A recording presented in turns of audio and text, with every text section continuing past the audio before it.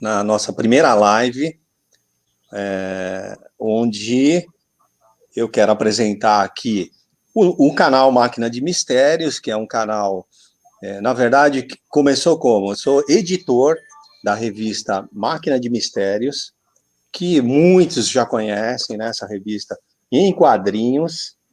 Posso falar uma coisa? Desculpe Sim. te interromper, mas você vai ter que começar toda essa fala de novo, porque tem um delay. Pegou pela metade aí. Boa noite, pessoal. Pegou um... Tá, então vamos lá. Começa do zero, vai. Tá, então, sou editor dessa revista, que a maioria já conhece, né?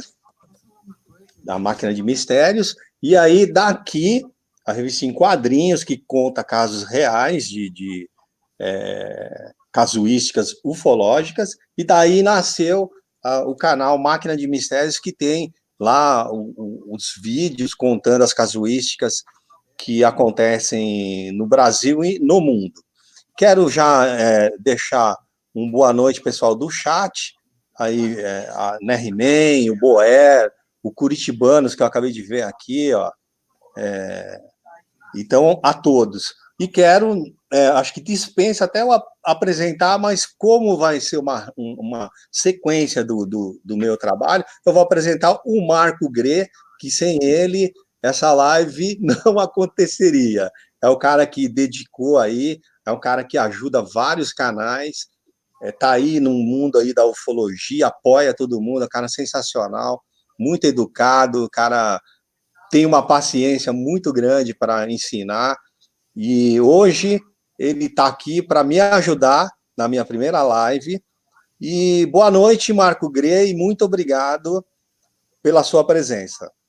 Boa noite, Moreira. Boa noite, pessoal do chat. Que horas esse cara vai chegar aí, cara? Você já avisou ele que a gente já começou a live?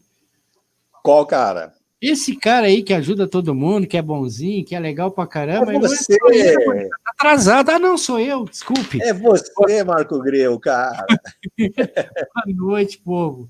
Estamos aí hoje, inauguração, né, Moreira? Primeira live do canal, é isso? Exatamente. Primeira live, né? A gente vai falar de um assunto, porque o canal é assim, né? Esse canal aqui, eu não vou fazer muitas lives, mas uma ou duas por mês, né? E o assunto ele vai abranger tanto a ufologia na casuística, quase sempre, não vai ser nada fechado, mas quase sempre na casuística, e a parte de mistério, para quem gosta de contos de mistérios. Eu vou estar divulgando o meu e-mail para pessoas, Marco, que quiserem mandar as suas histórias de terror ou alguma coisa que aconteceu, e a gente vai dar uma analisada e até mesmo contar, debater aqui, tentar entender esses fenômenos paranormais que são tão abrangentes quanto os fenômenos ufológicos, né, que acontecem e quase sempre não tem explicações. Então, eu vou abordar isso com o tempo, que faz parte da máquina de mistérios, tá? Então, na nossa conversa de hoje, nós vamos falar sobre o Bigelow, sobre o Xamã Negro, né, Marco? Que é uma super legal, que resumindo a história que acontece ali no rancho Skinwalker, né? Agora contado um pouquinho de uma maneira diferente. Então, eu vou passar a bola para o Marco e a gente aqui vai fazer um bate-papo. Vocês, meus queridos amigos do chat, que tiverem perguntas, quiserem participar, coloca aí à medida do possível. A gente vai inserindo aqui. E o Marco fez um trabalho super legal, que a gente vai bater um papo sobre os fenômenos que aconteceram e até acontecem hoje lá no famoso rancho Skinwalker. Beleza, Moreira. O bom desse rancho aí é que ele abrange muita coisa, né, Moreira? Ele abrange poltergeists, portais, OVNIs, abrange uma tradição, uma história indígena, né, Moreira? Isso que é interessante. E a gente estava conversando hoje nos bastidores, o Moreira me atentou por uma coisa muito interessante, abrange uma parte da história dos Mormons. Isso, Marco. Bem lembrado, né? Inclusive, cara, Moreira, não sei se você sabe, lá naquelas pedras, naquelas montanhas lá, aqueles vales, existem umas inscrições maçônicas também, existe muita coisa, existe pegada de dinossauro, existe fotografia de pé grande, cara, você tem cada coisa lá que não dá para acreditar, né? Mas a gente tem que começar de um começo. Então, Moreira, eu vou deixar esse começo para você, pode ser? Pode ser, Marco. Porque, assim, é tanta coisa, né, ô, Marco? Eu sei que você gosta mais ou menos dessa parte indígena, né, Moreira? É assim, né? Vamos pensar o seguinte, né? Será que a gente sabe que existem relatos, ô Marco, de eventos, né, que, vamos dizer assim, extrapola o normal, seria as coisas paranormais. Então, às vezes, que não são estudados pela ciência. Então, são por sensitivos, médios, paranormais, né? Então, todo esse pessoal aí, com grande capacidade mental ou espiritual, que agora até que está sendo estudado. Então, nesse rancho aí, no início, a impressão até que dava que aquela família que morou lá, ela tinha as questões de alguém ser paranormal, né? E não, com o tempo nós vamos ver que não foi isso, né? Então, antes de entrar na questão indígena, falar para o pessoal, né, Marco? Você que estava aí, não sei se você sabe exatamente a localização ali do rancho Skinwalker, né? Que é uma propriedade particular, né, Marcão? Uma propriedade ali no condado de Uitai, é isso? É assim que fala? Também não sei se é Utah. Peraí que eu já te digo aqui, quer ver?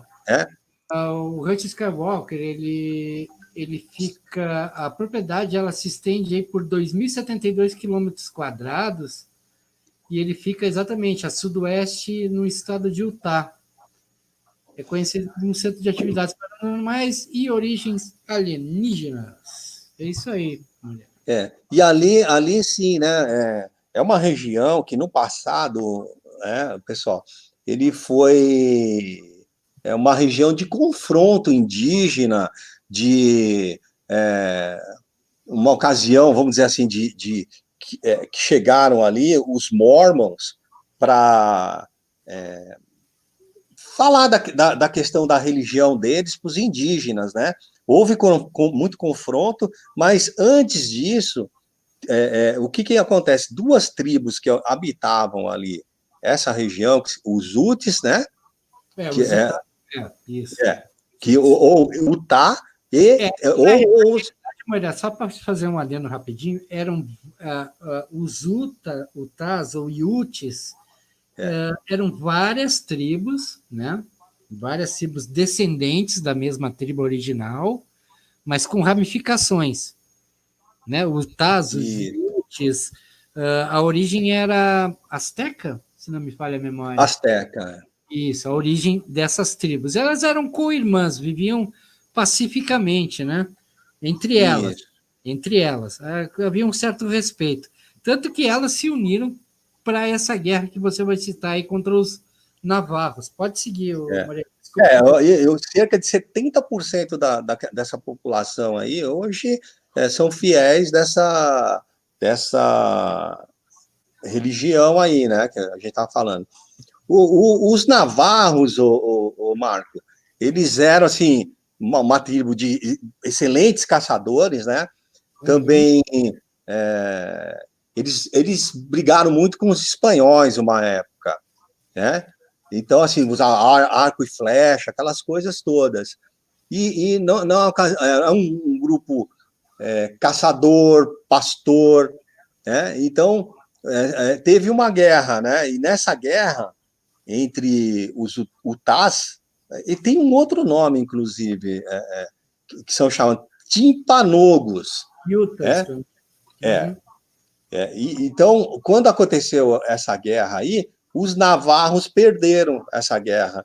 E o que eles fizeram? Eles tinham uma lenda, e o que eles fizeram? Amaldiçoaram a tribo a vencedora, vamos dizer assim. E essa maldição é que é a maldição do Skinwalker. Então, o que seria o Skinwalker? É um ser, né, que eu até vou passar a bola agora para você, que você pode, quiser falar mais dele, que é um ser totalmente de uma mitologia até diferente do que a gente está acostumado a ouvir. E essa maldição perpetuou até os dias de hoje na região. E assim, pessoal, não é como assim, muitas vezes a gente lê assim, mas o rancho aparecia isso, aparecia disco voador, fantasma, lobisomem, isso, aquilo. Não, agora a gente vai ver que por trás disso, o Marco tem alguns dados aí, algumas pessoas envolvidas, cara, são pessoas físicos, cientistas, então a gente vai chegar lá. Primeiro vamos falar assim, Marco, o que é o Skinwalker, cara? Que diabo é esse cara aí, esse bicho? O que é? Então, partilha minha tela aí, bora, vamos lá. Vamos lá. Aqui, ó. Aqui já diz tudo, né, cara? O nome pelo qual é conhecido vem da lenda dos índios navarros do Skinwalker, que fala sobre feiticeiros, bruxas de natureza maligna. Aí tem uma imagem bem bacana ali do que seria um xamã, né? Aí, obviamente, a gente tem que entrar na história do xamã, que é a seguinte, cara, reza a lenda aí dos navarros que existia dentre os xamãs normais, que são aqueles índios que cuidam da parte espiritual da tribo, né? Existia a vertente do xamã negro, Moreira. O que é o xamã negro? O xamã negro, na mitologia dos navarros, era um xamã já mais voltado para o lado sombrio, ou um xamã original, né? Um xamã de luz, que acabaria, se por uma necessidade ou por vontade própria, se voltando para um lado mais sombrio da coisa. Tá?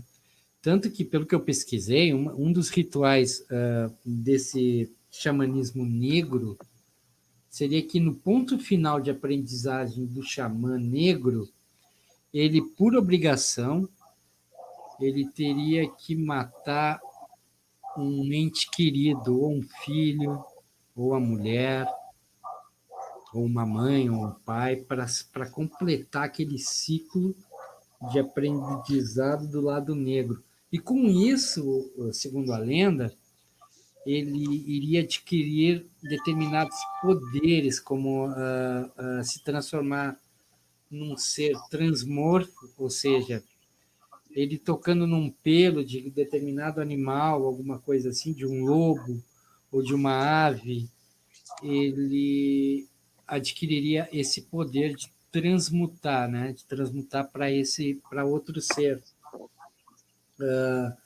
Ele teria também o poder, teoricamente, pelo que se supõe dessas histórias que são passadas oralmente de pai para filho nessas tribos, que ele teria poderes de habitar outros mundos, né?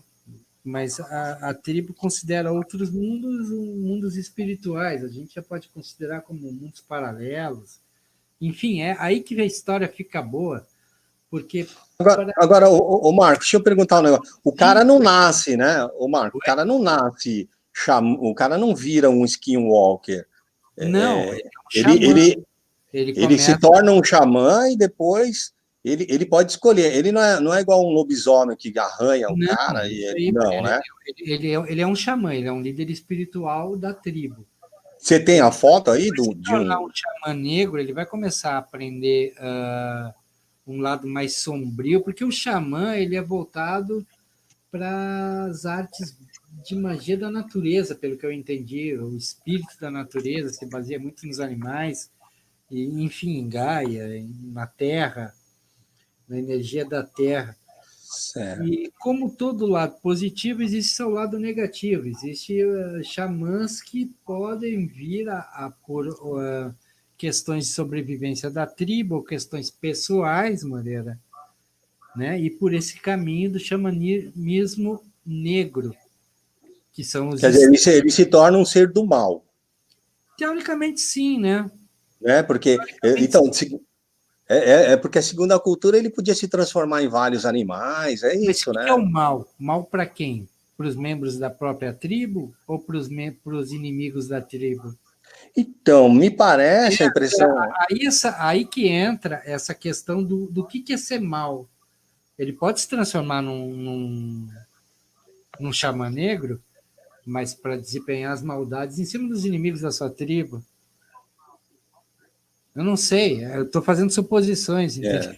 Mas você Entendi, para entende? defender, mas assim, Mas enfim, falando do rancho, então assim,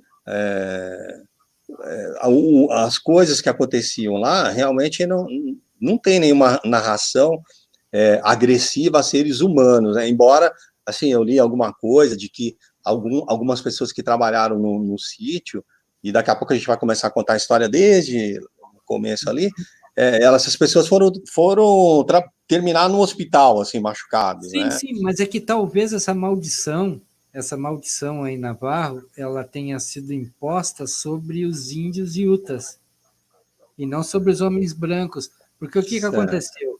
Aconteceu que os navarros, por serem nômades, eles chegaram até aquele território que era dos Yutas, onde está o rancho hoje.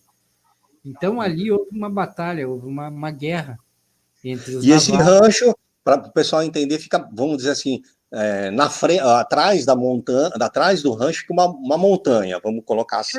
Depois eu acho que Né? eu tenho uma imagem aqui. Não, a gente vai chegar lá, mas só o pessoal já ir ilustrando aí, imaginando como que é o local.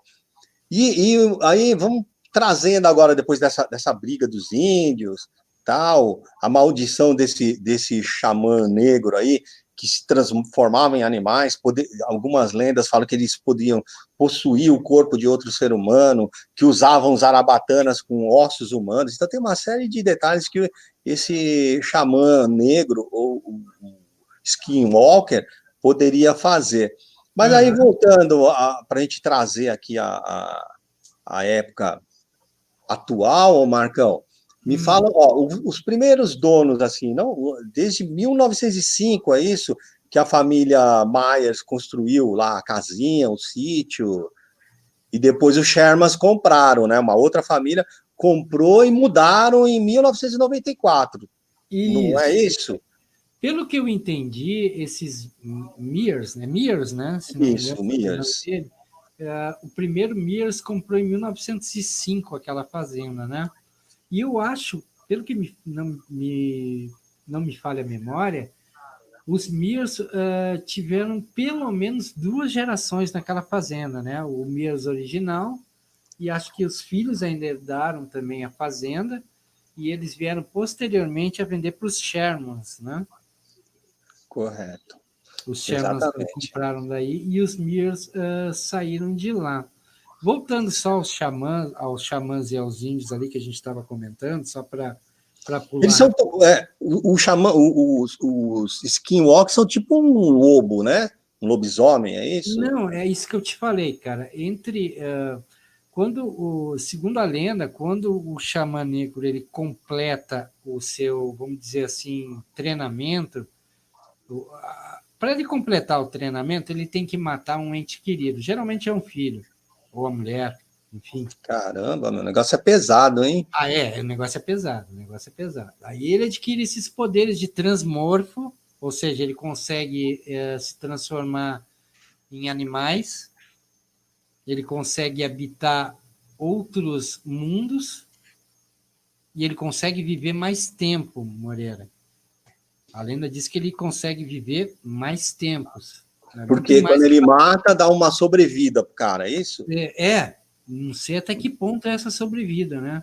Não sei, Correto, pode ser de muito tempo. Isso é a lenda Navarro, né? E a lenda que é correto. transmitida pelos Utahs também.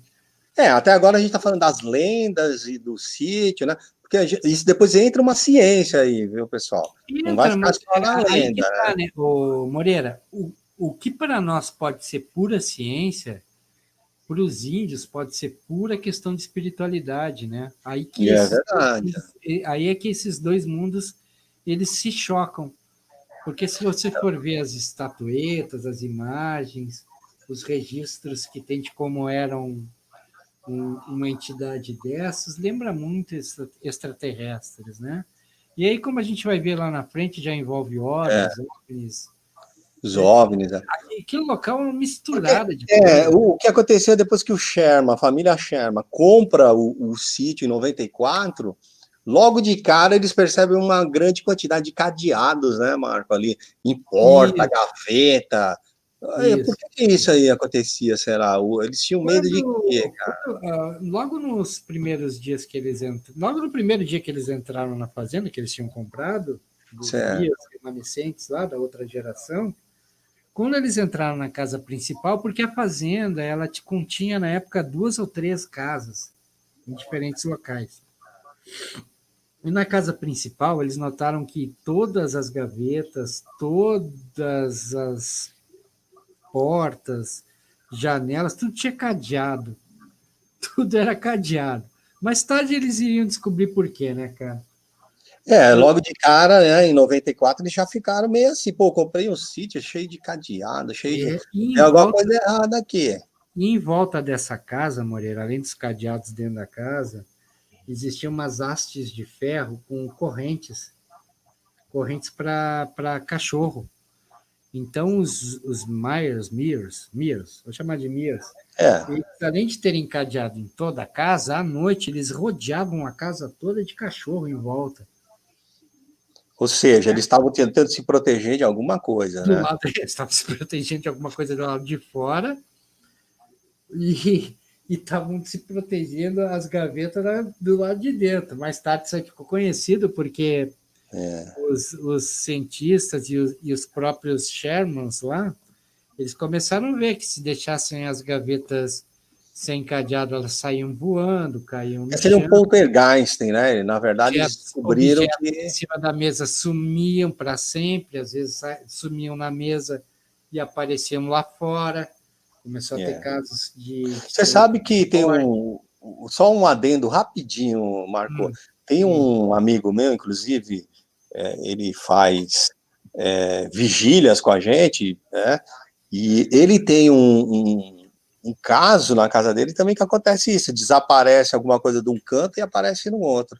Isso sim, possivelmente, isso agora, né? Amigo meu, possivelmente a gente vai até trazer aqui no canal Máquina de Mistério para ver se ele conta como que é essa situação. E tem umas coisas bem parecidas com cachorro. Vou deixar para a próxima, porque isso é um caso real aqui da nossa cidade. E aí, voltando só à questão do Skinwalker, o Marco, aí os Shermans, logo de cara, tiveram o seu primeiro, vamos dizer assim, encontro estranho, né? Nos primeiros dias de rancho, eles já de cara deram de cara com um animal grande, um lobo negro, não foi isso? isso aí, cara. Logo nos primeiros dias eles tiveram um contato muito estranho e perto da casa, se não me engano, com esse lobo, um lobo negro grande, gigante, né, segundo o relato deles, mas que teve umas características interessantes, porque esse lobo chegou perto deles, sem ser agressivo, sem ser agressivo. Né? Que loucura. E aí, o problema é o seguinte, que logo depois de se aproximar do Sherman filho e Sherman pai, o lobo se virou para eles, olhou um bezerro que existia perto ali deles e se atracou no bezerro. Na frente do Sherman, ali, Na da frente família. dos Shermans, né? Aí eles se apavoraram, pô, o lobo chegou perto da gente, logo se virou e atacou o bezerro e pegou o bezerro e começou a levar o bezerro em direção a algumas árvores que tinham. Arrastou, né, ele para... O que aconteceu? O outro filho dos Sherman socorreu o pai trazendo a espingarda dele, a arma de caça.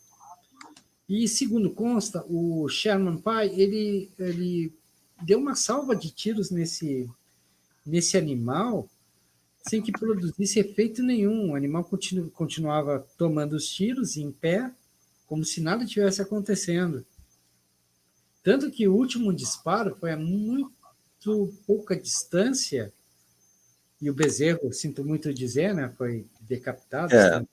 As mortes, normalmente, desses animais eram feias, né? Assim, o resultado final, né, Marco? Tinha muito caso de mutilação, a gente vai chegar lá. E não é engraçado que esse lobo ataca o bezerro e não atacou a família.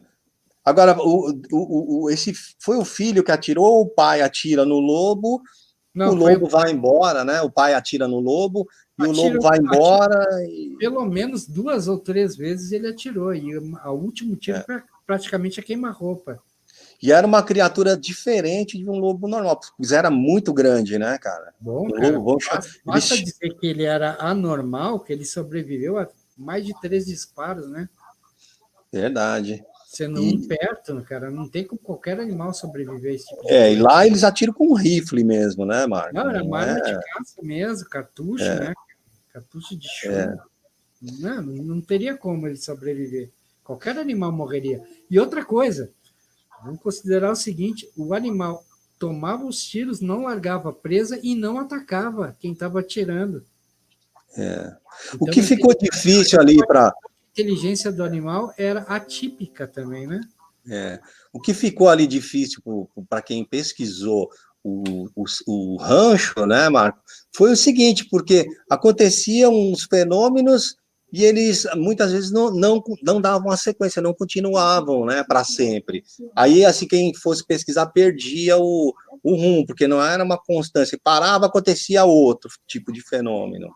Sim, os fenômenos eram constantes e dos mais variados. Porque isso. Então, só para te responder, além do lobo, Moreira, existia o avistamento de vários pássaros exóticos, grandes, gigantescos, que não são condizentes com a região. E aí, nesse período aí, foi onde tinha o poltergeist, teletransporte, né? Ou seja, aparece um negócio aqui, outro ali, vozes, o cara tava andando assim, daqui a pouco, te chamava a pessoa. Embora, assim, na máquina de mistério, eu vou trazer casos aqui que pessoas vão dizer sobre esses assuntos aí de ouvir vozes chamando. E aí, o assunto que a gente também gosta, são os OVNIs, os orbes, né, Marco?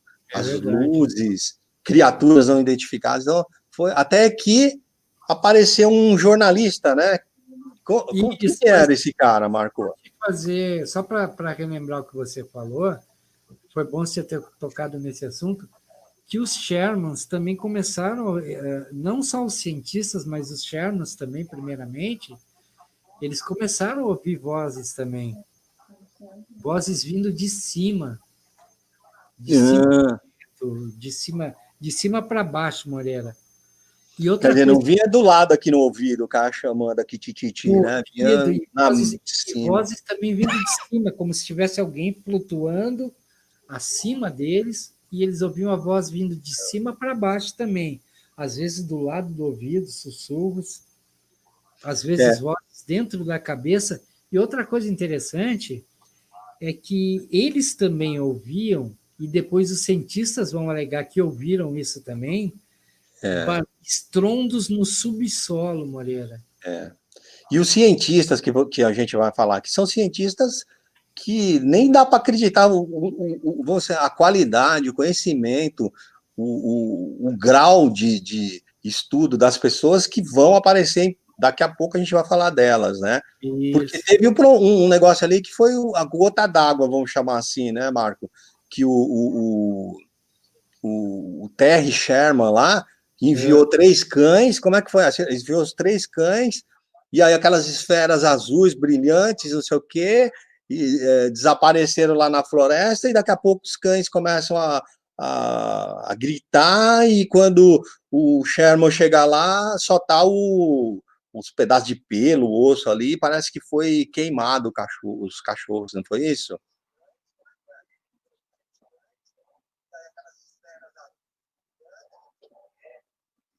Marco?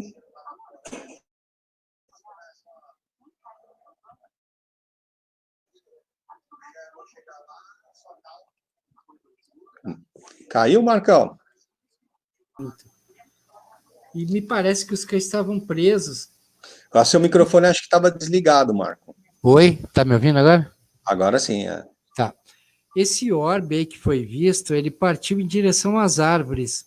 e o Sherman soltou 3 cães que já estavam bem agitados por por sentirem a presença desse objeto. E os cães saíram correndo em direção a esse orbe que adentrou Na mata, né? nessas árvores aí. Bom, foi a última vez que os Shermans eles viram esses cães, porque isso aí aconteceu, se não me falha a memória, à noite, Moreira. E eles escutaram só os grunhidos dos cachorros, mas não tiveram coragem de entrar nessa mata É de lógico. árvores aí. Aí no outro dia eles foram lá ver o que tinha acontecido com os cachorros, e a única coisa que eles encontraram era uma marcação de queimado numa determinada parte daquela região e pedaço de cachorro para tudo que era lado ali. Vou te contar até uma historinha rápida, Marco. Diga Até lá, diga lá, diga lá. e eu já devo ter falado isso em outro canal. Essa esfera aqui em Peruíbe, eu não posso falar nomes, nada, mas assim, vou falar, porque foi um relato, a pessoa pediu para não falar. Então, é uma esfera, uma bola também azul, sai da mata, o pessoal tá tipo do outro lado da rua, num lugar que só tinha tipo um botequinho ali, tá? E na frente tudo mata. A esfera sai dali, chega na metade da rua e volta para a mata. Aí o que aconteceu? Uma das pessoas que estavam ali no bar fala assim: ah, não, eu vou lá ali, vou entrar ali no meio da mata para ver o que aconteceu. E o pessoal que estava ali tomando cerveja tal, falou: não, não entra. Tal. O cara falou: não, eu vou lá. Ele entrou, falou que não viu nada e voltou. Quando ele volta, ele cai na frente do bar, com dores fortíssimas no abdominais, é levado para um pronto-socorro, estou resumindo bem, e foi para casa. E na casa dele, ele conta a história, que não viu a esfera e tal, mas ele morre logo em seguida, cara.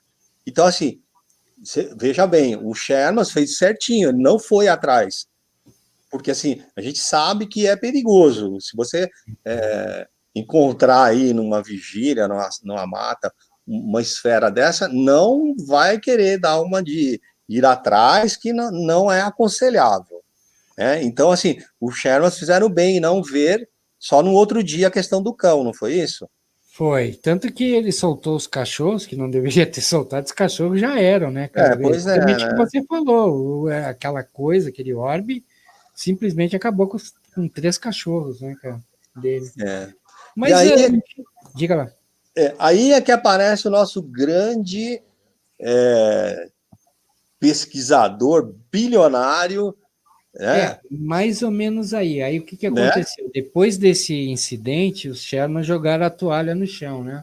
Isso. Aparece Isaac Van, né? Que é um jornalista, né? Isso, em 93. Aconteceu o seguinte, depois desse evento aí dos cachorros, porque esse evento dos cachorros, ele já tinha sido o ápice do que eles aguentavam, eles já não aguentavam mais.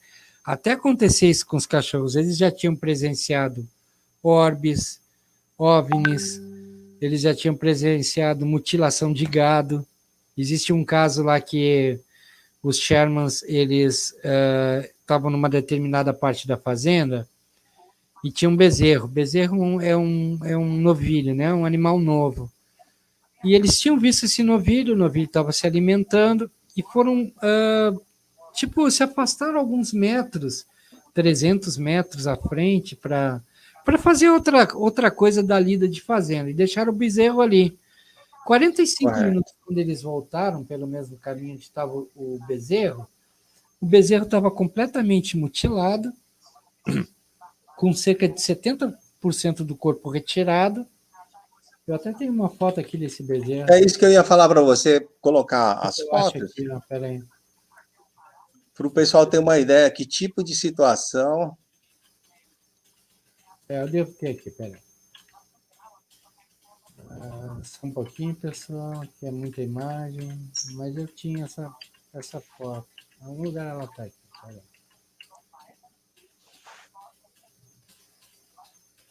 Vamos achar o bezerro. Está aqui o bezerro, ó.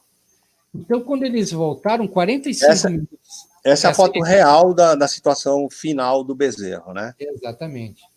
Quando eles voltaram pelo mesmo caminho, 45 minutos depois de ver o bezerro vivo, eles encontraram isso aí. Ó.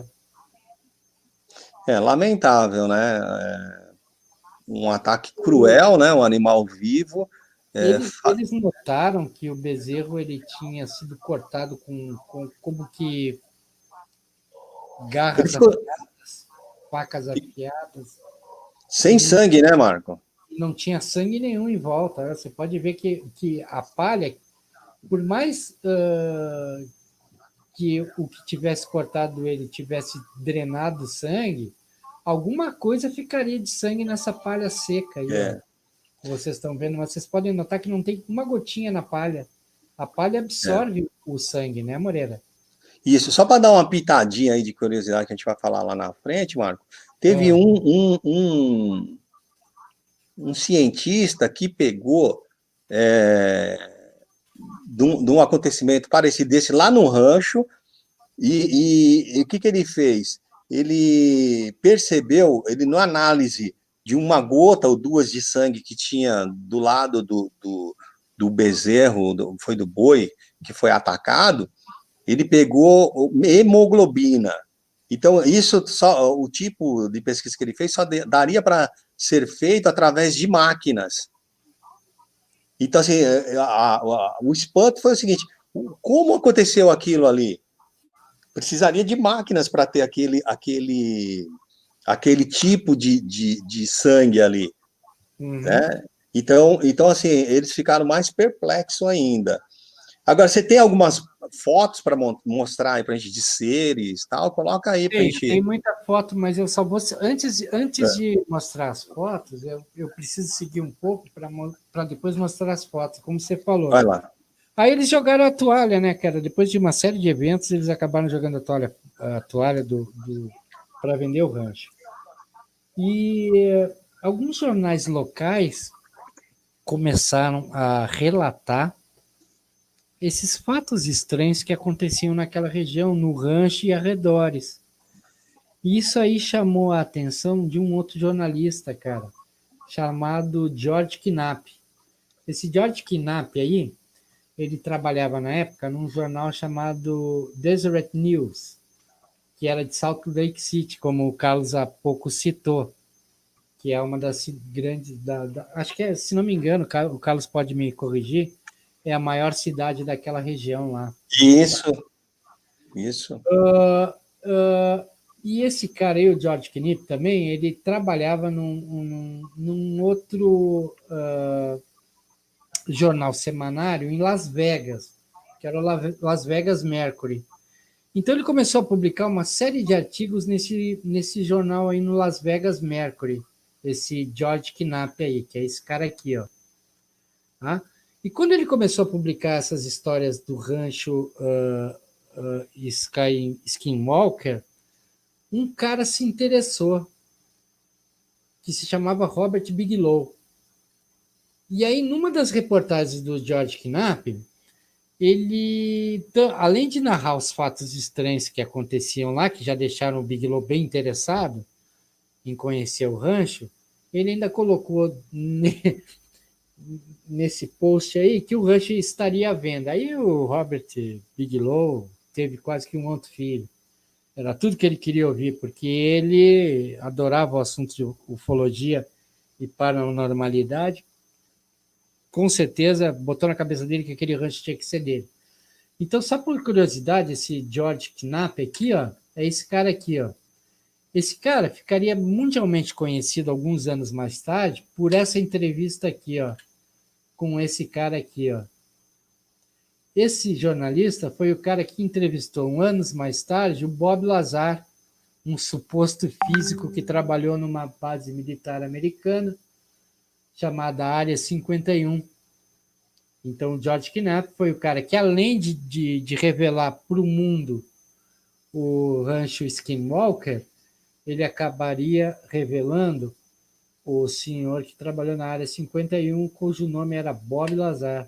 Interessante, né, Moreira? Como esses caras estão envolvidos sempre em grandes enigmas aí da ufologia, né? Golpe de sorte? a gente está num filme, o que é que acontece? Tá me ouvindo, Moreira? Tô sim, ó, o Marco, ó, olha que interessante. Ó, a gente começa a falar de aparentemente fenômenos paranormais, Sim. lobisomem, vamos usar um termo mais popular, né? Xamãs negros, e no final está terminando já vamos dizer assim, uma ligação entre uma pessoa que lá na frente vai entrevistar Bob Lazar. Ou seja, Exatamente. a partir desse momento, para vocês entenderem, começa a entrar aí, ó, o Big Low, figuras Isso, agora vai. extremamente, extremamente importantes na ufologia, pessoas que estão envolvidas, um cara bilionário, entendeu? Aí você fala, pô, por que o cara, acho que ele é bilionário, trilionário, o cara que tem tá envolvido com operações no espaço, entendeu? O que o cara quer num rancho que aparece, entre aspas, fantasma?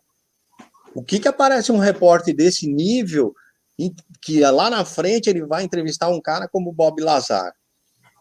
Então a gente vai chegar lá porque vai entrar mais gente aí, pessoal. Não é só a questão. Às vezes a gente vê assim, Skinwalker, o rancho, fantasminha, não sei o quê. Não, é muito mais profundo. Né? Quando entra esse cara aí, né? Esse cara entrou na jogada. Aí, Esse cara que é o bilionário. Agora, você não quer voltar para a gente mostrar algumas fotos de seres que tinham lá no sítio? Aí a gente entra no Big Low. mostrar essas fotos, depois de explicar aonde entrou o Big Low e por que essas fotos vazaram. Só me dá um minuto que já entro lá nas fotos. Aí entrou esse cara aqui. Quando ele leu a reportagem, ele foi lá e comprou o sítio. O Robert Bigelow. Quem é o Robert Bigelow? O Robert Bigelow é um magnata na área de imóveis dos Estados Unidos. Ele fez fortuna na área de construção imobiliária. Casas, prédios, hotéis. Você imaginar, ele trabalhou nessa parte aí. Mas ele sempre foi ligado nessa parte ufológica, porque quando criança eles tiveram ele e os pais dele tiveram alguma coisa sobre avistamentos e fatos intrigantes aí. Então, desde aquela época ele já se interessou pelo fenômeno, né? E quando ficou milionário, aí mais ainda, né, cara? Então, Inclusive, ele que tem, né, Marco, uma das empresas dele tem um logotipo mais, não sei se eu falo surreal, mas é o que mais diferente de todas essas empresas espaciais aí, esses caras milionários, né, que tem uma logomarca sensacional. Eu exatamente. gosto muito daquela logomarca. Você tem ela aí com Tem, tem. facilidade?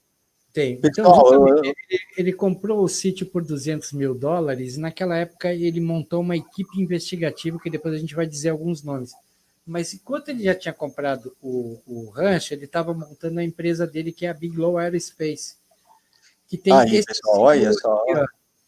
A Bigelow Aerospace, isso aqui é a sede dela, tem esse pequeno grande símbolo aí desenhado na parede da empresa, né? É, A é que nem. Bigelow, que é a Bigelow para você entender? A Bigelow, ela faz isso aqui, ó, cara.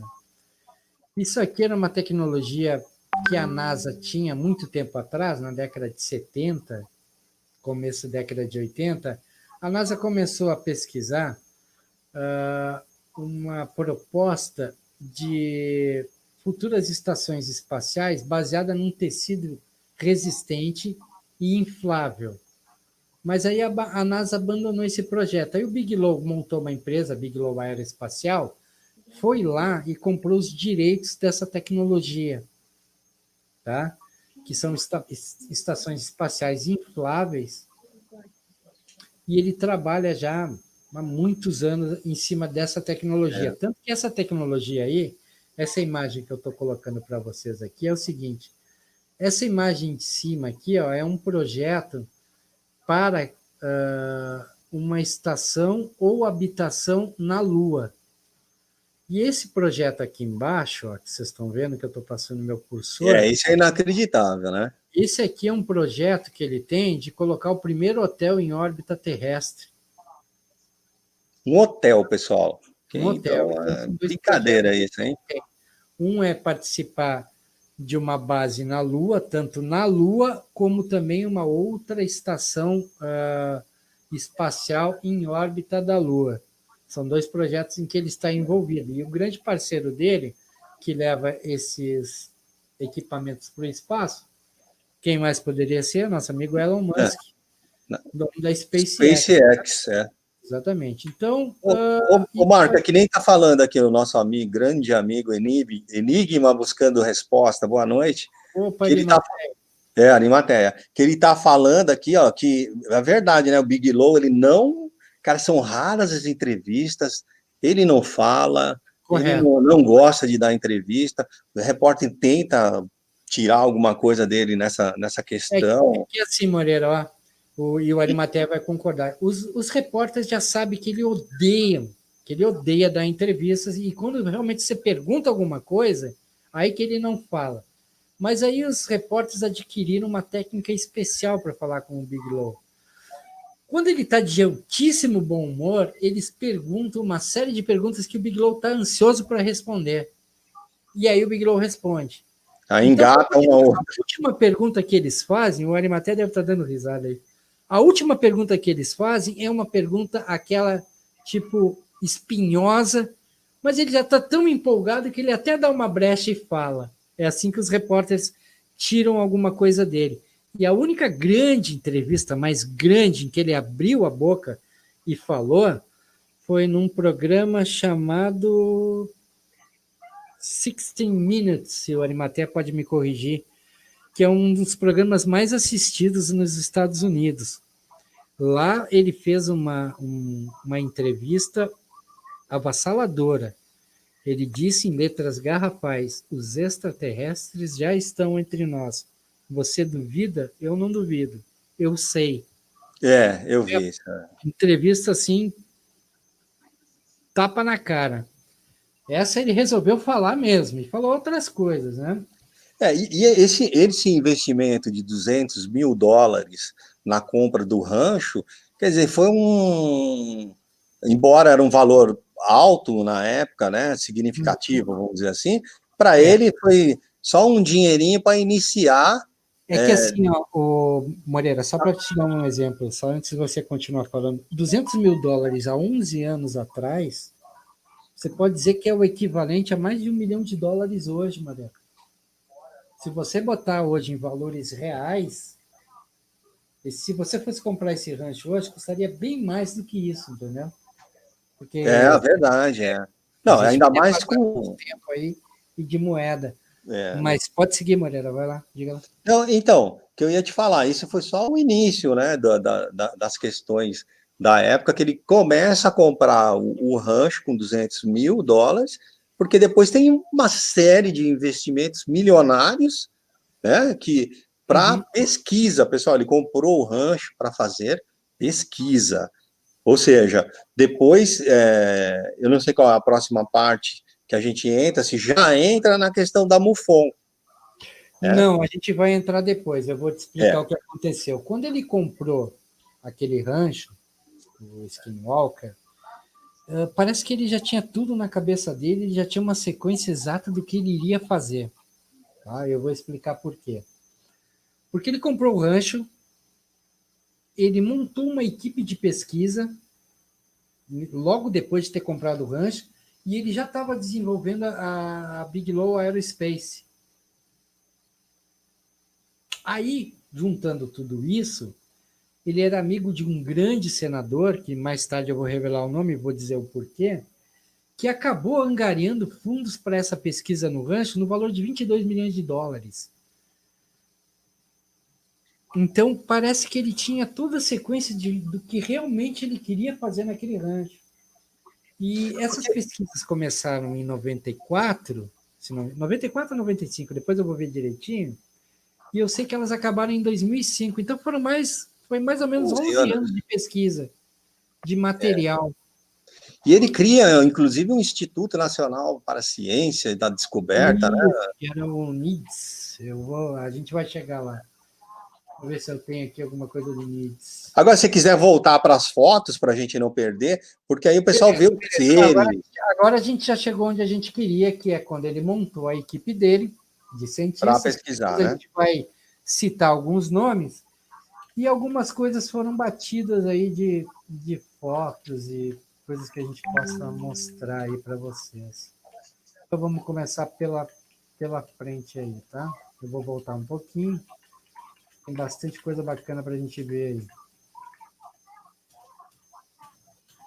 Porque era um lugar, assim, para quem não é um cientista, quem não está ali pesquisando, é assustador, né? Você está andando, vê um ser sair do nada, arrastar um animal e rasgar ele inteirinho. Então, é bem complicado mesmo, né?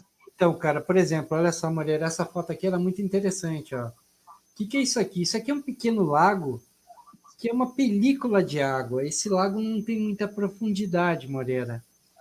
Então, o que acontece é que o inverno lá é muito rigoroso, apesar de ser uma área desértica, no inverno é gelado, à noite, principalmente, qualquer coisa. Principalmente um lago que é um fio, ele não tem profundidade, ele é uma lâmina de água.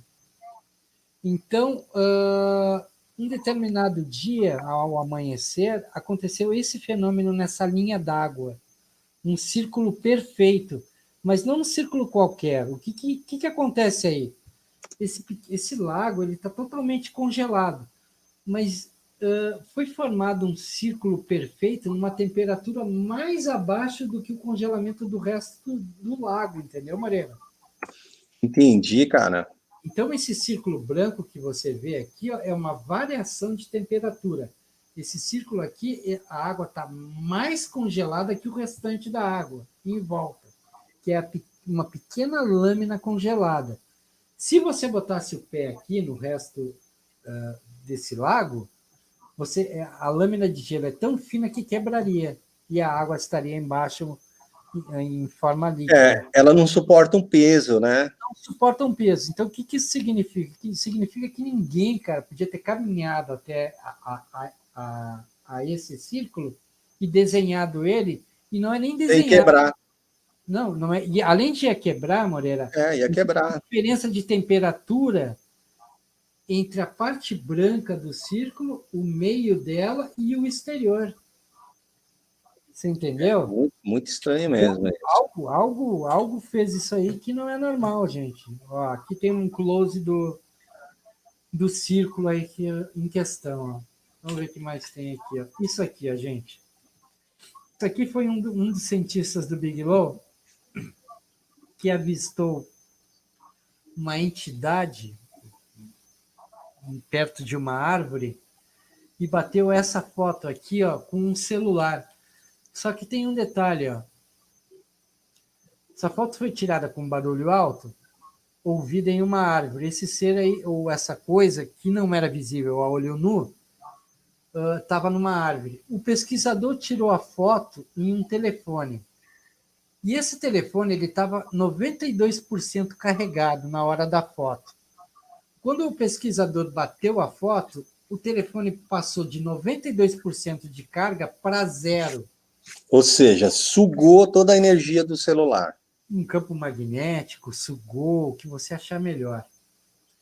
Então, aí, o que o pesquisador fez? O pesquisador ouviu o barulho, bateu uma foto para ver se pegava alguma coisa, não conseguiu ver o que ele pegou, e também, pelo que se subentende, que a olho nu ele não conseguiu ver nada, entendeu, Moreira? Entendi. Chegou na base, botou para carregar o celular, e quando ele colocou, quando o celular carregou, isso foi em 27 de maio de 2016, apareceu essa imagem aqui, ó. Como que a gente entende essa imagem aí? Como um ser. Só que tem um outro detalhe, Moreira. Esse pesquisador aqui, ó, ele já não fazia parte, eu acho, mais da equipe do Bigelow, não, tá? Porque isso aqui foi em 2016. Ele estava por conta ou trabalhando para alguém? Não me pergunta quem é que estava lá, porque eu não sei. Porque o Bigelow, ele acabou vendendo depois o rancho, né?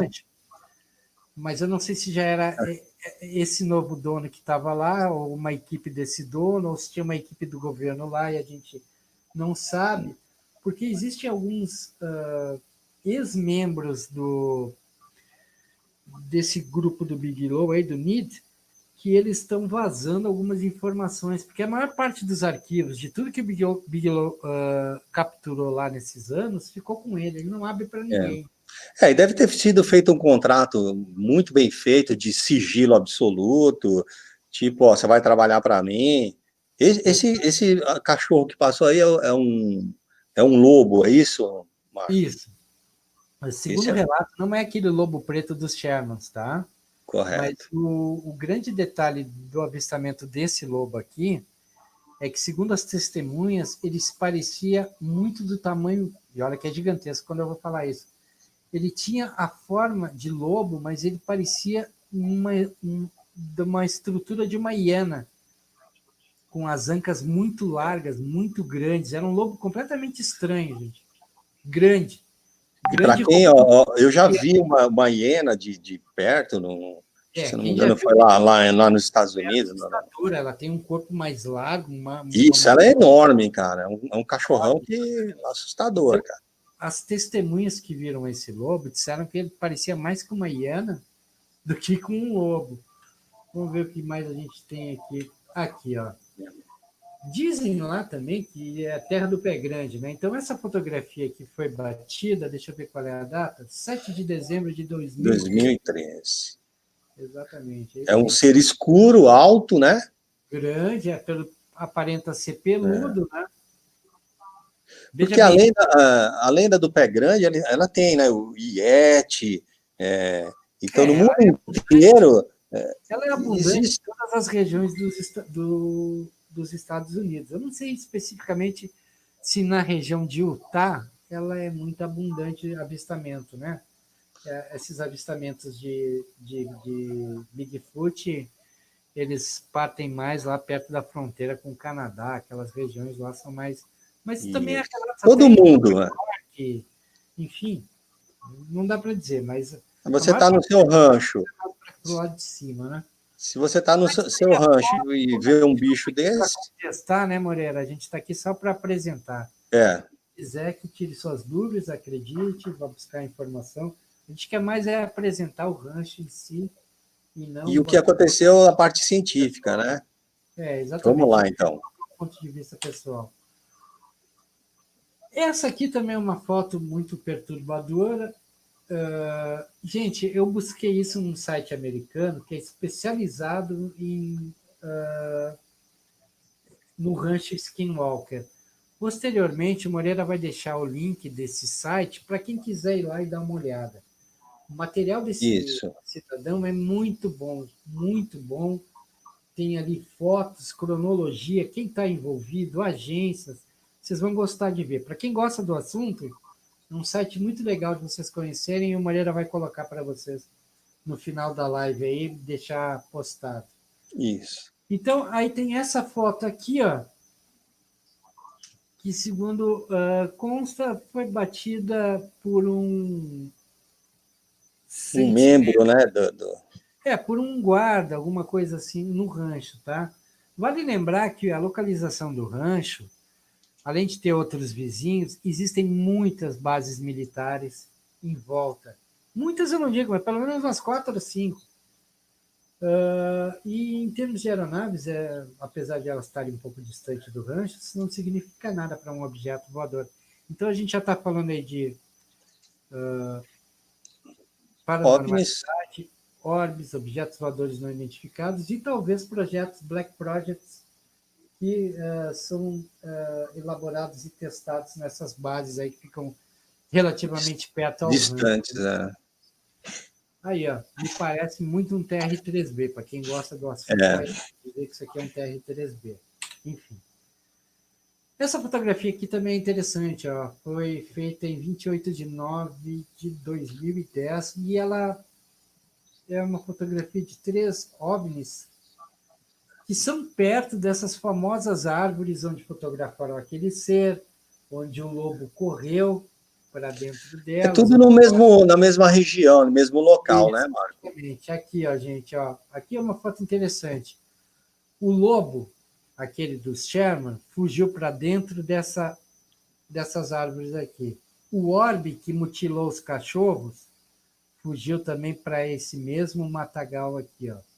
E essa foto que foi tirada aqui, eu mesmo coloquei essas setas, foram de 3 objetos voadores não identificados, que são esses aqui, ó. Eu não sei se vocês conseguem identificar. Dá para ver uma marca assim de 3. Esses são 3 objetos. Um está aqui, ó. Correto. O outro está aqui e o outro está aqui. E pela falta de nitidez, eu vou narrar o que aconteceu. Isso aqui, ó, vocês estão vendo um risco aqui, ó? Esse risco, ó. Tem um risco aqui e aqui tem uns certos pontos pretos, ó, em volta desses objetos. Esses pontos pretos, pessoal, pelo que conta a narrativa dessa foto, eram milhares de insetos que, por um motivo ou outro, estavam em volta desses OVNIs. Milhões, né, Marco? E eles estavam sendo sugados por esses objetos. Então, se torna uma foto muito interessante, né, cara? Também, volto a dizer, que se era da equipe do Bigelow e eles vazaram muitos anos depois, tá, gente? Mais ou menos 5 anos depois no mínimo.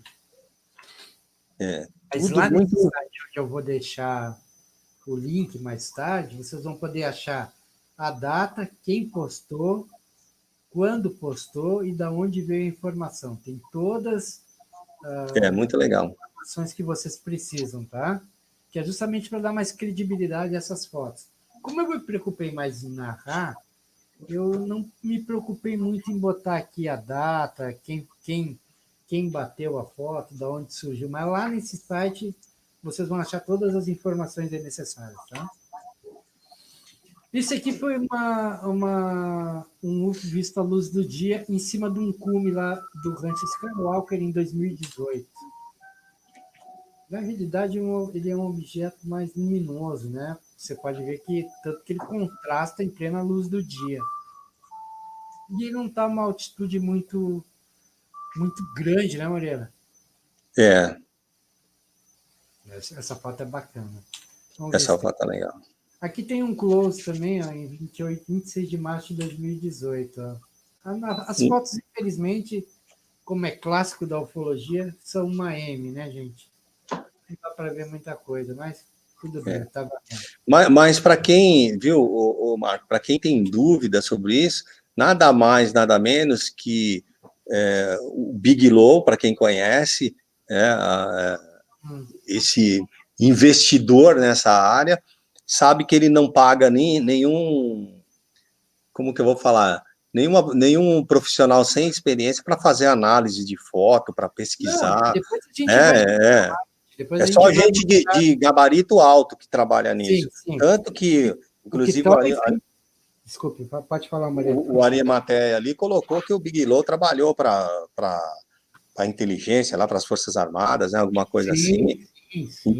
Então, assim, não é assim, uma análise e tal, só para dar uma dica, é o seguinte, quem vem aí na equipe do Bigelow é gente de calibre grosso, né? Não é? Como foi o jornalista que depois ele vai entrevistar o Bob Lazar, entendeu? Vocês vão ver que está tudo interligado ali. Mas toca lá, Marcão. Então, beleza, olha só. Aí tem algumas fotos que são mais nítidas. Esse aqui é de um drone, né? Que foi visto lá. Ó. Isso aqui já dá para ver que é um objeto metálico, é um objeto não muito grande e já tem uma nitidez melhor, né? Mais aprimorada. Outra foto, essa aqui é um pouquinho mais antiga, em 2012. Fantástica essa foto, vocês podem ver que aqui tem uma copa de árvore, ó. E aqui está o objeto. Essa aqui foi bacana, gente. Ó. Essa foi uma foto bem mais nítida, batida à luz do dia, em 19 de novembro de 2018. Aí, ó. Essa foi legal. Muita gente pode linkar isso aqui, a famosa Mãe do Ouro, e o que quiser. Mas Enfim, foi muito bem batido essa. Recentemente, Marco, eu posso falar isso, que nós vimos lá em Peruíbe, no mar, exatamente nessa cor aí, exatamente isso daí, só que no mar. Aqui embaixo, ó, vocês veem alguns triângulos, mas isso aqui me parece ser um equipamento de irrigação, Isso, que mais me aparenta ser, tá, pessoal? aparenta. Não posso afirmar. Isso aqui é uma foto interessante, cara. Tem um vizinho do rancho que se chama José Garcia, que tem um rancho vizinho ao, ao rancho do Bigelow. Esse cara também, ele é meio antissocial, sabe? Ele tem um monte de cachorro violento que ele solta nos caras que vão tentar lá entrevistar ele. Mas de vez em quando ele libera alguma coisa aí do que ele já viu. Então ele diz ter fotografado isso aqui uma vez, ó. O que é isso aqui? Ele disse que uma vez ele viu um portal meio que se abrindo, e isso aqui ele disse que era uma cabeça de uma entidade que estava se materializando. Eu acho que ele não ficou para ver o fim da materialização, porque ele bateu 2 fotos e depois picou a mula. A segunda foto tem um close aqui da cabeça do tal bichinho, gente. Um Mas gafanhotinho. um gafanhotinho. Vocês podem ver que ele bateu de celular aí, ó. 10 horas e 51 minutos da manhã. Ô Marco, eu como gosto de ficar. Cheia.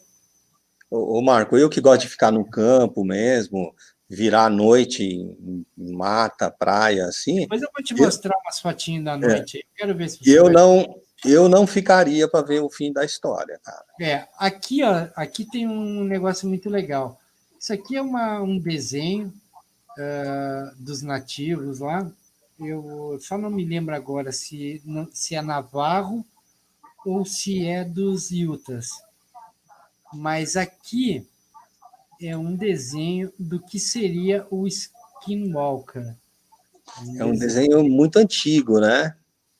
Eu também não posso dizer que seja muito antigo, Moreira, porque as tradições elas são passadas oralmente, né? Então, pai para filho vai dizer que a entidade tinha olhos como amêndoas, um rosto completamente negro, uma forma de cabeça de cobra, e assim eles vão desenhando, né? E vão passando de pai para filho. Você pode ver que tem as representações aqui, ó, que só eles podem te dizer o que representa esses desenhos geométricos aqui, né? Que são próprios da tribo. Mas o mais interessante desse desenho é esse aqui, ó. Esse aqui é um desenho dos Yutas, tá? Com a representação do que seria do Skinwalker. E esse desenho aqui, ó, ele foi feito por um artista, segundo o relato de uma testemunha que alega ter visto isso aqui no rancho. É um retrato falado isso aqui, tá? Feito por um artista. Notem a semelhança desse retrato falado de um dos cientistas para esse desenho feito pela tribo dos Yutas. Olha só como são parecidos. Não lembra um pouco? É.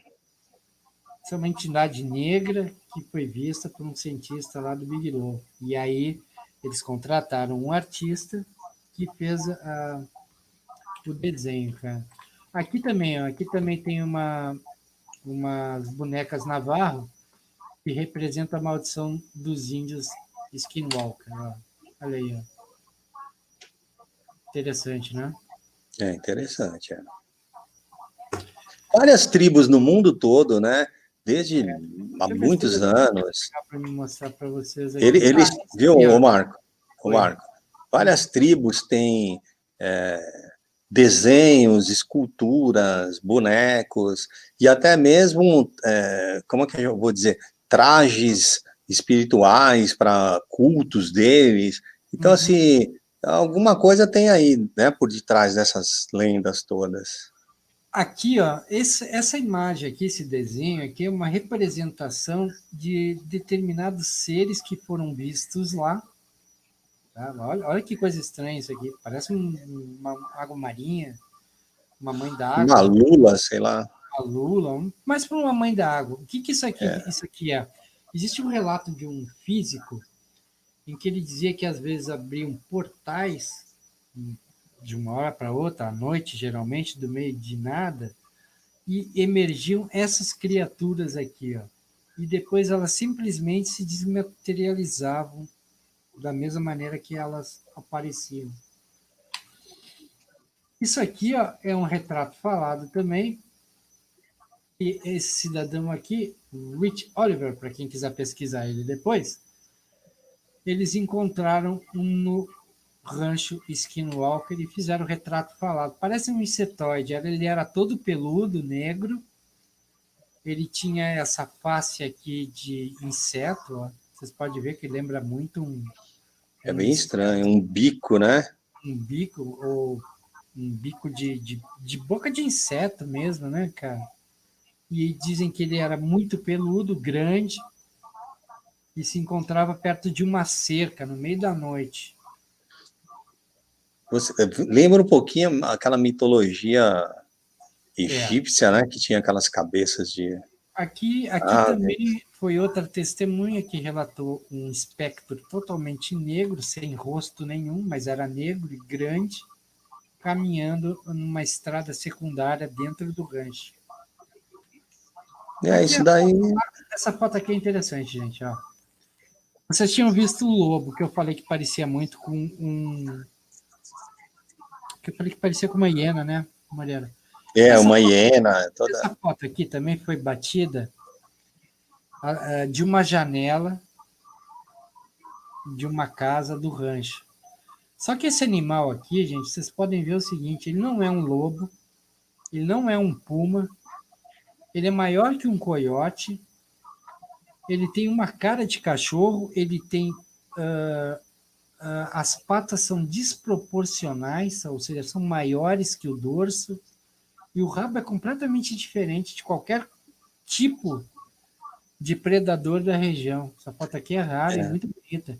E ele tem uma pelagem camuflada, meio de leopardo. isso. Dá para ver que ele tem umas manchas, É, né? é desproporcional algumas Completamente partes, né? diferente, é um ser completamente diferente, um animal completamente diferente, É, como muitos relatos lá de animais que foram vistos lá e que fogem à compreensão humana, pássaros diferentes, porque foge o padrão, né, Marco, que a gente pegadas conhece. de répteis que não tem explicação, estão na pedra lá gravados.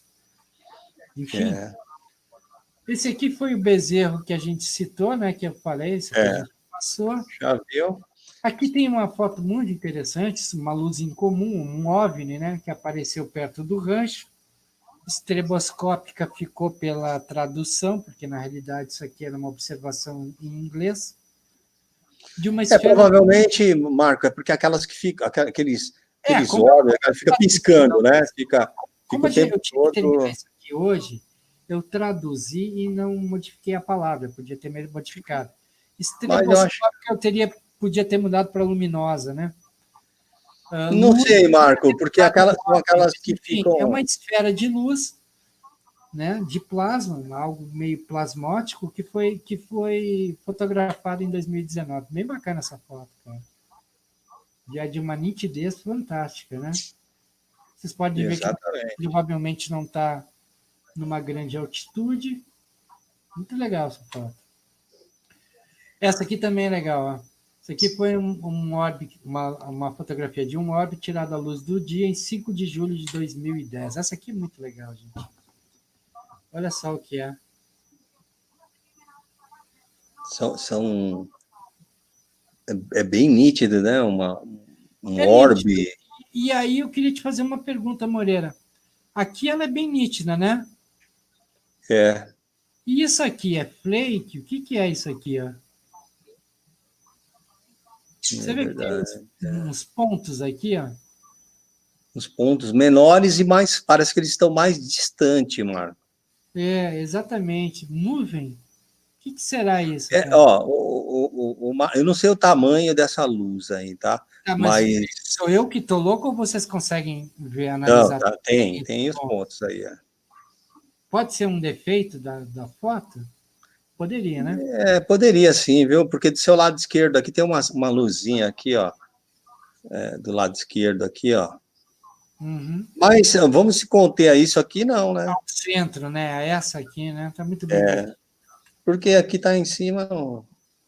Então, existe um relato aí que essa equipe, certa vez, essa equipe do Bigelow, eles encontraram uma criatura gigantesca que parecia um Velociraptor, algo grande, Moreira, algo meio lagarto, grande, e que estava, para variar, lá no meio daquela floresta, aquela floresta é cheia de história, né, cara? Ah, sim, ali eu. E que teria corrido em direção àquelas colinas do rancho. Bom, os caras acharam essa pegada aqui, ó. Quer dizer, o Big Low ficou louco, né? Com esse negócio todo aí, ele endoidou, né, Isso aí é cara? de deixar qualquer um louco, né? Com dinheiro ainda, o cara fica um louco feliz. Quanto Ó, é aqui esse. tem um close da pegada que eles acharam, a gente. Aqui parece um réptil, né? Parece um dinossauro por ali. Como tudo, estranho. Essa aqui é muito fantástica, em 2010. Ó. Esse aqui é o relato de alguém que bateu a foto lá, que eu não posso dizer quem é, porque eu não me lembro quem foi que bateu, e a outra que os dados do que tem tá na página lá do Skinwalker Ranch, que é um dos supostos muitos portais que se abrem lá no rancho, e aqui mostra o quê? Um portal aberto e uma suposta criatura aqui, ó, um espectro, porque às vezes o que se tem de narração lá é que existe a saída de criaturas que não são muito sólidas, são verdadeiros espectros mesmo, gente. Chegam a ser de uma luminosidade tênue e transparente. E aqui uma daquelas malditas fotos mal batidas. Mas tudo bem, serve só para ilustrar, né? Marco, as fotos em si é mais para ilustrar tal. A gente não vai entrar É, no assunto, porque assim, as pessoas que trabalharam nesse rancho, como disse o Arimaté ali no no chat, chat. com PhD e o caramba, eu acho que é muito mais válido você tentar entender, pô, o que um cara de alto gabarito ficaria ali até anos fazendo trabalho e um empresário bilionário investindo dinheiro. Então, Uhum. assim, eu não tenho condição de falar que eu sei alguma coisa, né? Ou que eu não sei, sendo que tem caras bem mais Não, correto. conceituados do A que gente não está eu, aqui, né? a gente está aqui nem para dar credibilidade e nem para questionar É. e nem para denegrir. E sim os que virão aí, né? Só está aqui para apresentar, né, gente? Os cientistas, aí sim eu acho que a Exatamente. assinatura dos caras valem. Olha só, aqui são os tipos comuns, mas veja bem, são os tipos comuns de avistamento desde a década de 50, gente. Desde a década de 50. Ah, esses tipos de avistamento aqui são até os mais antigos, tá? Para vocês terem uma ideia. Então, aqui, ó, por exemplo, aqui tem um avistamento que foi feito por um senhor chamado James Cook. Aqui tem outro, aqui tem mais outro, aqui tem Braith D. Young, que viu essa aeronave, Glade Scott também. Tem o nome das pessoas, a Priscilla Surratt, Colin Murdoch. Então, se vocês mais tarde quiserem pesquisar o relato do avistamento em si, o porquê dessas pessoas desenharem, vai estar aqui para vocês poderem dar uma olhada. Lá no link tem tudo isso. Diz aqui o desenho, quem foi a testemunha e o que a testemunha disse ter visto, né? Muito Isso. bacana esse aqui, ó. Tanto que esse aqui, ó, diz aqui, ó, que era uma aeronave laranja amarelada, que tinha luzes e que emitiu um raio vermelho, gente. Olha que bacana. Bem detalhadas as informações. Vale a pena dar uma conferida depois. Essa foto aqui foi tirada por uma câmera de sensor selvagem em Pond Creek, ao lado do rancho Skinwalker. O que acontece? Alguns caçadores ou alguns ambientalistas, eles costumam colocar aquelas câmeras para fotografiar a vida selvagem no seu próprio meio, e são câmeras, às vezes, que batem fotos, geralmente, né? Câmeras de infrared, batem fotos noturnas. Então, uma das câmeras pegou isso aqui, ó. Pegou essa pequena entidade aqui, ó. Muito estranho, né? Que é aquelas famosas entidades dos portais que supostamente se abrem e saem por ali, ó. Isso. Pegou essa aqui, né? Aqui é um grupo de orbes vermelhos que saiu mais uma vez daquelas árvorezinhas queridas lá e saiu flutuando aí, ó. Basicamente tinha uma área ali, não muito grande, né, Marco, que saíam objetos, seres, animais. Então, provavelmente, como a gente vai ver, alguns cientistas foram estudar a região Exatamente, ali exatamente. em busca de algum portal, sei lá. Bom, e por último, essa foto aqui que foi muito bacana, que é a foto de um OVNI totalmente alaranjado, com umas partes aqui mais avermelhadas, né? Não posso dizer que é janela, não tem como eu afirmar nada ou dizer o que seja. Eu sei que ele tinha duas tonalidades, um vermelho mais forte e o restante da aeronave avermelhada. Aqui a gente pode ver, ó, que tem uma sombra das árvores, ó. Se é uma trucagem, é muito bem feita, né? Mas É. enfim, vamos A lá. foto do rancho, né? É. Aí, Vamos agora para a parte mais interessante para finalizar. Bom, aqui a gente vai entrar no que dá uma certa credibilidade em todas essas pesquisas aí, gente. Aí o Arimateia também, se estiver ainda no chat, vai concordar comigo. ele teve que sair. Essa agência aqui, ó, ela diz ser supostamente envolvida no rancho, é a SEIC. Ela é uma integradora de tecnologia, ou seja, ela é uma pesquisadora de tecnologia que trabalha para o governo, para os militares americanos, e que andou lá pelo rancho, tá?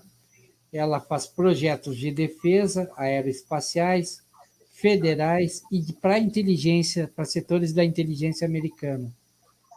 Ela está ligada a um incidente lá que se chamou de Predador, que seria uma entidade que tinha uma capacidade de camuflagem acima do normal. Tá? Aí nós temos aqui, ó, o DOD, que é o Departamento de Defesa dos Estados Unidos.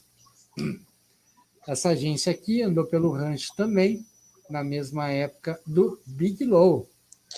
Esse é o Departamento de Defesa, né? Bigelow, que trabalhou em conjunto com o Bigelow. É. Tá? Isso é muito então para tá? dizer É o que Departamento de Defesa, amigo, Pentágono. então aí se a pessoa começa a falar assim, isso não é tal, então quer dizer que o Pentágono Esse é o são Departamento de composto de Defesa. pessoas desavisadas.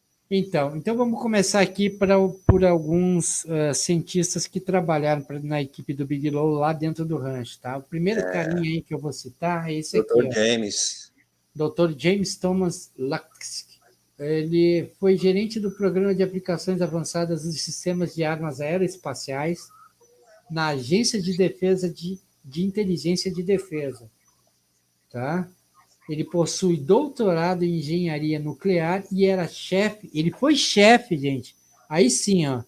Esse cara aqui, anos depois de trabalhar para o Bigelow, foi trabalhar lá no Pentágono e foi chefe do Luiz Elizondo, antes do Luiz Elizondo assumir aquele departamento dentro do Pentágono. Esse aqui foi o chefe do Luiz Elizondo, cara, e trabalhou Ele lá não dentro sabe do Pentágono. nada. Exatamente. Doutor Terence G. Benish. Esse é Esse aqui fera. foi um médico, esse cara foi médico, ele é. Ele trabalhou na área 51, segundo ele, tá? Com pesquisas realizadas no TED Skinwalker Ranch. Há rumores de que ele foi assassinado em sua casa em 2018. É bem estranho, né? Ele era cirurgião geral, certificado pelo Conselho e mestre em programação neurolinguística É o e que eu gosto. hipnose.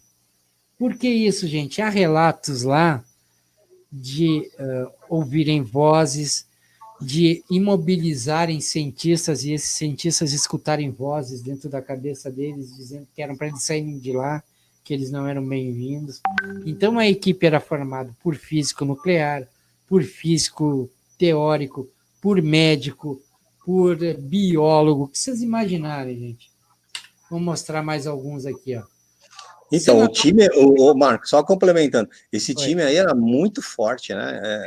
Era fortíssimo. Ninguém ia pôr dinheiro num time desse, cara, porque barato eles não são, Não. né?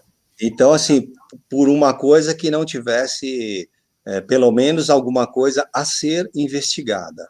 Segundo Então, a história, qualquer pessoa bom senso entenderia isso.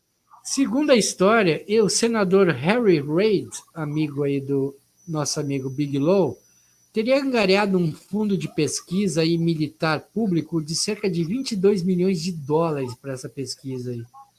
Mas isso aqui não é muito comprovado. É. Mas é uma hipótese. Aqui é o Luiz Elizondo, ó, né? Mas ele não tem muito a ver com o rancho. Agora, esses dois caras aqui, ó, eu não pude nem colocar 10% do que eles são.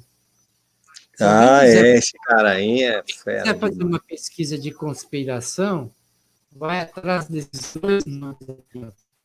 Colm Kelleher é o primeiro. Ele foi um pesquisador sênior com uma carreira de 20 anos em biologia celular e molecular. Após seu doutorado em bioquímica pela Universidade de Dublin, Trinity College, em 1983, Dr. Kelly trabalhou no Instituto Ontário de Câncer, Canadá, no laboratório Terry Fox, porque existem indícios que alguns membros da equipe até acabaram adquirindo câncer. Mano, o projeto lá, a pesquisa envolvia coisa que a gente nem sabe. O que mais eu posso dizer aqui? Dr. Kelly atuou como diretor de pesquisas da Bigelow Aerospace em Las Vegas e como administrador em uma das suas subsidiárias, a Space Science, mas ele trabalhou lá no rancho. Agora, esse cara aqui de baixo, ó, esse é o cara. Harold Ralph Potter.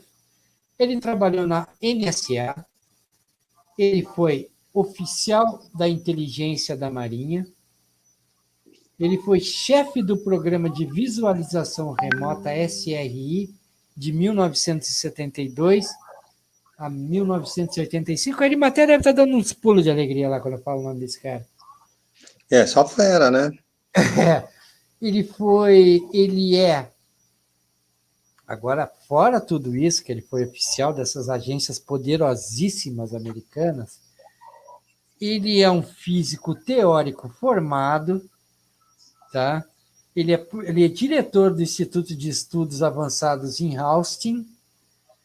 Ele é físico teórico experimental especializado em eletrodinâmica fundamental e a sua pesquisa abrange estudos teóricos de estados quânticos de vácuo aplicados à estabilidade da matéria, gravitação, cosmologia, pesquisa de energia e mais umas 400 coisas que eu não pude colocar aqui, gente.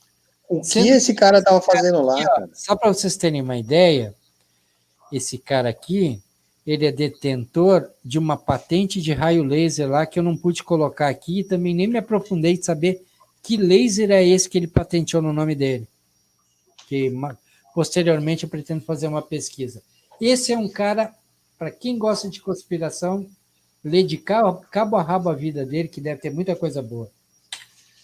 Vamos lá, para finalizar. Esse cara aqui, ó. Esse cara aí, Marcos, só rapidinho, ele deveria estar estudando alguma coisa dos portais mesmo, né? Pelo currículo. Esse aqui? O físico teórico. Então, doutor especializado Harold. Em eletrodinâmica fundamental. O que é eletrodinâmica fundamental? Esse cara estava estudando o portal. Campos magnéticos, partículas, tudo que é necessário para um buraco de minhoca, um portal, o que você imaginar. Correto. Bom, vamos lá.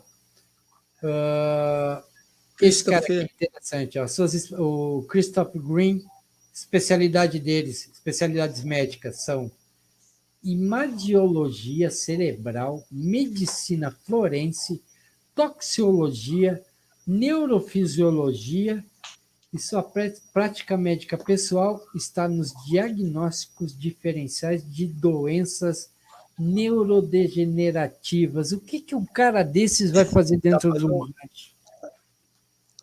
Me explica. Não, e o custo de um profissional desse, cara, um dia do cara custa quanto? Para uma coisa que se não tivesse nada lá, não fizesse o mínimo do sentido. Um milionário não rasga dinheiro. Vamos lá. Esse cara aqui também teve lá, o Chris Mellon. Hoje em dia ele trabalha no Stars Academy. Só que esse Chris Mellon, ele trabalhou aí, ó, serviu 20 anos no governo federal, inclusive como vice-secretário adjunto de defesa da inteligência no governo Clinton e no governo Bush. Por último, eu acho, e não último, que para mim é o cara mais legal dessa trupe toda, vale lembrar dizer, cara, que eram mais ou menos 50 cientistas. Eu só estou citando alguns deles. Esse é o cara também, ó. Se não dá tempo, né, Marco? Esse é o cara, o astrofísico Dr. Eric Davis. Tá? Ele era membro da equipe do Bigelow, do NIDS, que essa equipe era chamada de NIDS, né? Como você falou ali. Ele explorava os misteriosos fantasmas do rancho Skywalker, né? Vamos ver o que o nosso amigo aqui ele faz. Bom. Que é um assunto que a gente vai tratar aqui no canal também, viu, Marco? Posteriormente a gente vai. Mas as experiências do Dr. Davis, o que era? Era estudo de física de teletransporte. Telepático. Ele coletava informações de código aberto. Sei lá o que era isso, velho. Sobre o teletransporte de objetos materiais. E ele também examinava as ideias exóticas inspiradas em extraterrestres, como energia de ponto zero, extraída do espaço, vazio, atalhos de buraco de minhoca no espaço e no tempo. Ele fazia isso lá no rancho. Quando acabou que um cara desse estava fazendo lá? E olha o que é pior. Quando acabou o emprego dele lá no Bigelow, quando encerrou o NID, olha onde ele foi trabalhar. Ele foi contratado por um laboratório de física militar, tá, para continuar um estudo de física de teletransporte no laboratório de pesquisa da Força Aérea. Quando acabou... Aí, só o cara estava fera. Ele foi contratado lá por um laboratório da Força Aérea Americana para trabalhar sobre um estudo de física sobre teletransporte. Então, primeiro, ele fez o mesmo estudo lá no Bigelow. E vale lembrar que existem testemunhos que generais de até 3 estrelas foram vistos lá no rancho. Estiveram lá. E foram 11 anos, vamos dizer assim, lógico que eles não ficaram 11 anos, mas ficaram revezando ali vários profissionais desse gabarito, com esse currículo extenso e de altíssima qualidade, durante 11 anos pesquisando num local que, para algumas pessoas, às vezes, que não conhecem muito, pode achar que assim, lá o pessoal falava que tinha um fantasminha, tal, alguma coisa. Não, a coisa era séria mesmo. E teve esse cara, por último, aqui, que eu respeito muito, ó. Esse cara também... O Dr. J. Jacques Vallée, cara. Ele teve lá para dar uma olhada no que estava acontecendo lá. Legal. E com isso, aí...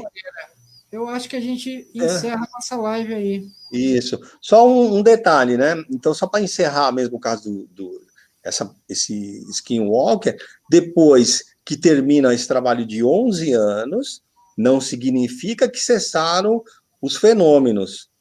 Exato. Somente que o trabalho ali que o Bigelow resolveu fazer e pegou toda essa informação e guardou e não se sabe, né?